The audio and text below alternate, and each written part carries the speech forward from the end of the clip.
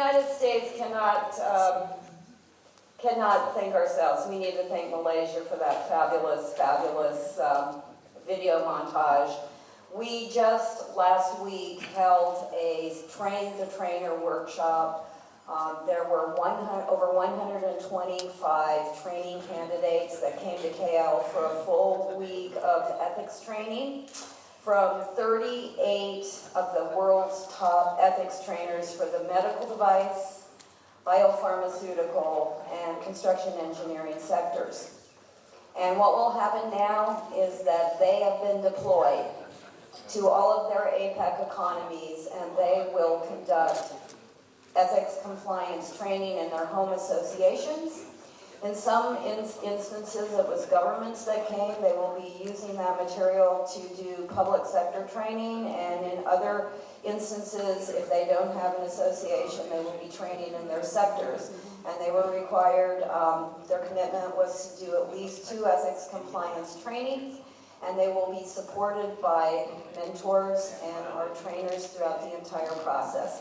So I want to thank Malaysia for an incredible week of training. It was done at Malaysia's Anti-Corruption Academy, where they do training. It's part of their, it's underneath their Anti-Corruption Commission. We had a fabulous week there, and we really look forward to the work that these newly minted trainers will carry forward. I would like now to turn the microphone over to Dr. Wimakan Kasumas, who is Deputy Director General, Office of SME Promotion from Thailand. She is the chair of our APEC SME working group, under which we have conducted all of the business ethics work. Welcome, Dr. Kasumas.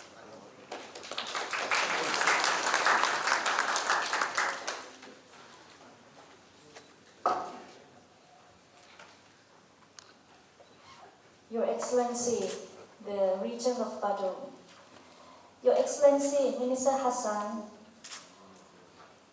Dato Hafsa Hashim, CEO of SME Core Malaysia, Delegates, Honour Guests, Project Overseer, Ms. Lynn Costa, our host from the United States of America. We are here today to discuss fostering ethical environments in the medical device and biopharmaceutical sectors, which is 2 of the most fast-growing SME sectors in the APEC region. And with your permission, I will start my introduction with a brief personal history. The last time I was here in Bali in 2007, I had a misfortune of falling fatally ill here in Bali. And the doctor said that I could have died if I had been sent to hospital only 1 hour late. Of course, such experiences are never pleasant, particularly when one is far from home, alone, on official business, which I was.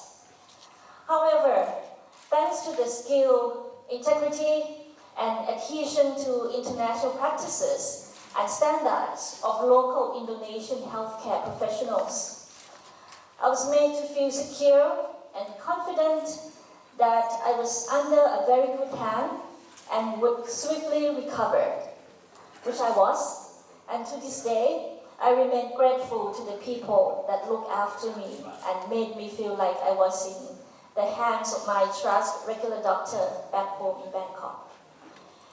My experience highlights on a very individual level the importance of standards in the healthcare industry and its associated industries, particularly as international barriers come down and patients, healthcare providers, pharmaceutical companies, and medical equipment manufacturers go beyond their respective frontiers to either seek care or find new markets.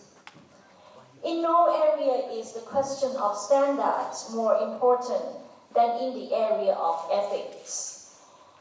In an industry in which trust and integrity of practice by all stakeholders is of absolutely paramount and often life or death importance.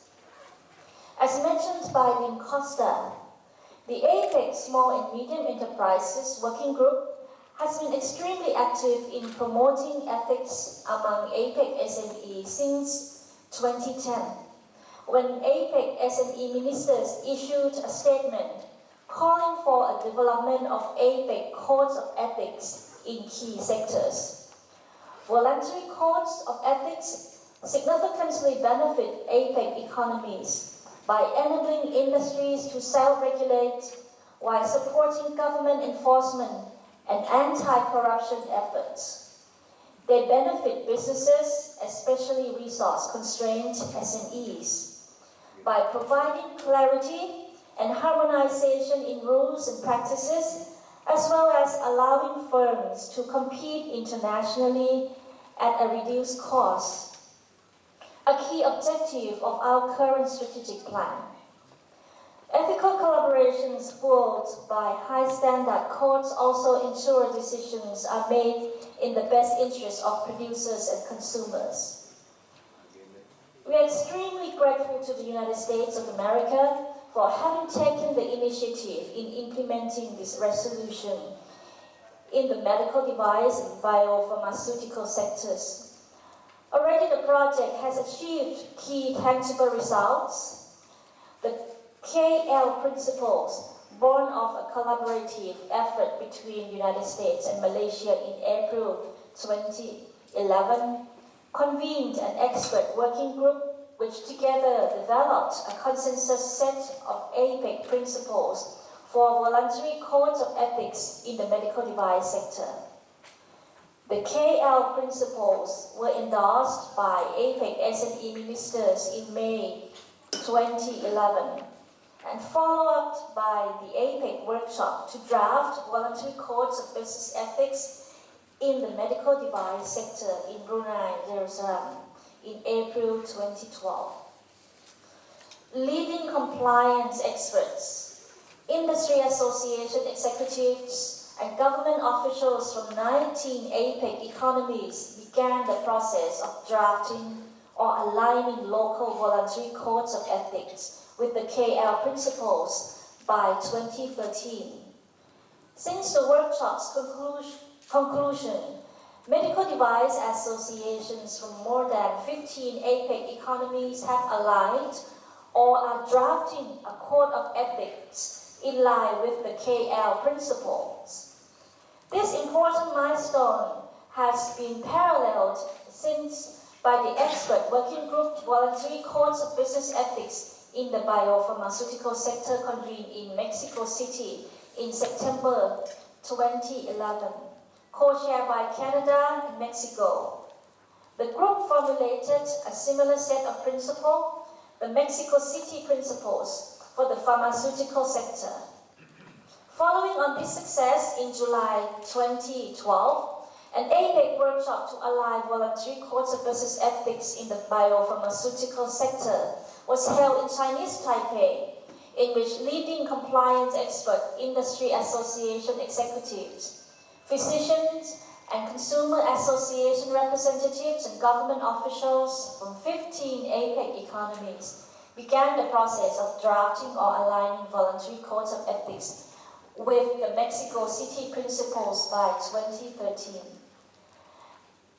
At the workshop conclusion, 16 biopharmaceutical associations as well as officials from over 13 government regulatory anti-corruption authorities, physician consumer associations committed to present the Mexico City principles to their organizations and work towards the drafting and alignment of codes of ethics consistent with them. I think we can all agree that these are outstanding results and signal a tangible shift among our member economies to achieving APEC-wide ethical standards in these two key sectors. We look forward to continuing this important dialogue today with discussion on cooperation among hospitals and physician groups and industry. Understanding the role of governments in creating an ethical healthcare environment. Breakout sessions on implementing local action plans for ethical interactions in these sectors. And finally, a report on the very exciting prospect of crafting a Nusa Dua statement on fostering ethical environments in the healthcare sector. Once again, we applaud the United States' effort in pushing forward this important initiative and look forward to a valuable discussion here today. Thank you very much.